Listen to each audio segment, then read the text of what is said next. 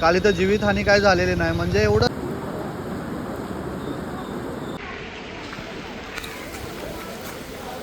Hello मित्रांनो, तुमचं नवीन व्हिडिओमध्ये एकदम कडकवाले बोलतो कडकवालं स्वागत आहे. आणि आज भावानो 9 वाजले तरी सुद्धा अंधारच आहे. म्हणजे आज मुंबईमध्ये एकदम खतरनाक पाऊस सांगितलेला आहे.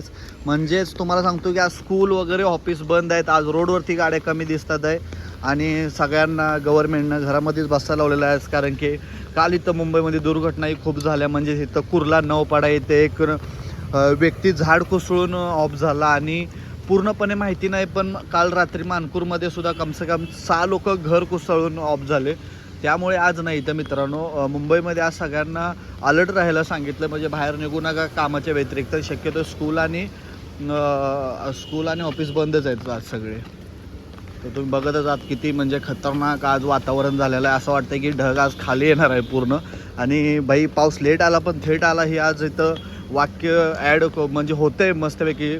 आणि खतरनाक इथे पाणी साठवलं रात्री, आता कमी झालेलं आहे. तर ही झाडं म्हणजे कोसळण्याचं कारण ह्यालासुद्धा गव्हर्नमेंट म्हणजेच महानगरपालिकाच हे आहे, म्हणजे कारणीभूत आहे. कारण की ह्या वर्षी झाडाची कटिंग नाही झालेलं आहे बघा. हे दरवर्षी झाडाची कटिंग होते, तर ह्या वर्षी झालेली नाही, त्यामुळंच हे झाड पडतात आहे.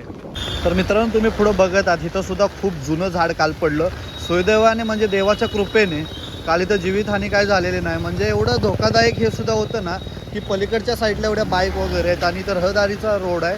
म्हणजे कायम इथून लोक येतात जातात, स्टेशनचा रोड असल्यामुळे. म्हणजे एवढं मोठं झाड पडलं होतं. पण विषय एवढाच की इथं कुणाची जीवितहानी झाली नाही देवाच्या कृपेने. आणि आता BMCने कटिंग करून ठेवलेलं, पण अजून काय उचलण्यात आलं नाही. आणि पाऊस लय खतरनाक लागला आहे आता मित्रांनो. सकाळचे 9 वाजले त्या. आणि आज ऑफिस आणि स्कूल बंद असल्यामुळे एवढं काय कोण दिसत नाही रोडवरती बरं का. पण तरीसुद्धा आहेत लोक, शेवटी मुंबई आहे. ही बघा धोक्याचं आहे. एवढ्या पावसामध्ये गाडी शिकतात आहे ना. मी म्हणत नाही शिकू नका, पण आज काहीतरी सांगितलं आहे गव्हर्नमेंटनं, तर असं नाही शिकलं पाहिजे. इथे सुद्धा झाड पडलेलं दिसायला लागले मला, छोटंवालं.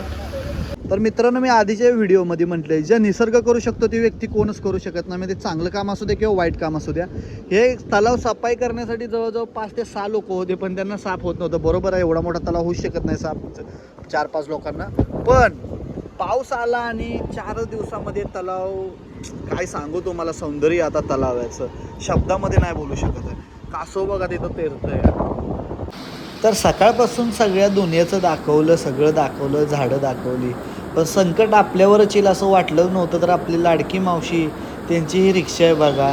जिने माझा जीव वाचवला, जिने माझं 15 दिवस सांभाळ केला, तीच माझी पारू मावशी.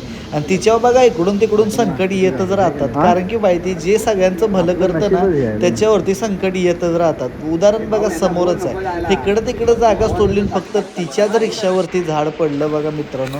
जाम वाईट वाटलं, पण एक बरं वाटलं की बाई जी माणसावरती संकट यायचं होतं ते या लक्ष्मीनं घेतलं. जाऊ द्या लक्ष्मी परत बनवू, पण शेवटी बाई ही किती जर केलं तर नुकसानच आहे.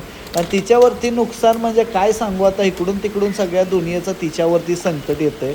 खरं म्हणजे जीवितहानी झाली नाही ही लय मोठी गोष्ट आहे मित्रांनो. आणि एवढं खतरनाक नुकसान झालं तरीसुद्धा लक्ष्मी एका स्टार्टरमध्ये चालू झाली बघा. आणि फोन केलं माझं पाय तर थरथरच कापत होतं. तर माझी मावशी लय हळव्या मानाची नुसती रडतच होती. तरीसुद्धा बघा मित्रांनो, कसं असतं माहीत आहे का, शेवटी कुठं तर कर्म केलेले असतात त्याचं म्हणजे की आपल्याला चांगलं फळ भेटतात इथं. कारण की कसं असतं माहीत आहे, चांगले कर्म होते म्हणून ह्याच्यात काका नव्हते आणि दुसरं कोण नव्हतं. उभा गाडीवरती झाड पडलं मित्रांनो, तर जीवितहानी झाली नाही आणि आपलं संकट आपल्या लक्ष्मीनं घेतलं. पण ही मुंबईमध्ये खरंच जास्त प्रमाणात झाडं पडतात आहे मित्रांनो. महानगरपालिकेची चूक असो किंवा महाराष्ट्र शासनाची चूक असो, कारण की हे कटिंग करायला पाहिजे होती झाडं. म्हणजेच त्याची कटिंगमध्ये बुडातून नव्हे तर त्याची छाटणी करायला पाहिजे होती, ती ह्या वर्षी झाली नव्हती. तर मित्रांनो, ह्याचं बघा एवढं खतरनाक सगळ्या मुंबईला परिणाम भोगायला लागलेत ना मित्रांनो. किती झाडं पडले, किती जणांचे जीव गेले, काय सांगू आता. हे बोलणं आपल्याला चुकीची गोष्ट आहे. आपण छोटा मोठा माणूस आहे, आपण काय मोठा नेता नाही की आपण त्याच्यावरती काय बोलू. लांबून पण बघा कसं झाड इकडं तिकडं खाली जागा फक्त गाडीवरतीच पडलंय. एवढं बेकार वाटत होतं ना बघून गाडीला. काय करणार, पण शेवटी झालं ते झालं. आणि बघा सगळी माणसं इथून येतला जातात, माणूस नाही कोण घावलं ती लय मोठी गोष्ट. आणि संकट तिच्यावरच काय येतं म्हणतो, तर साईडला 4 गाड्या ह्या रिक्षामुळे वाचल्या आणि रिक्षाच तुटली. काय बोलणार, पण जाऊ द्या, जे होतं ते चांगलं.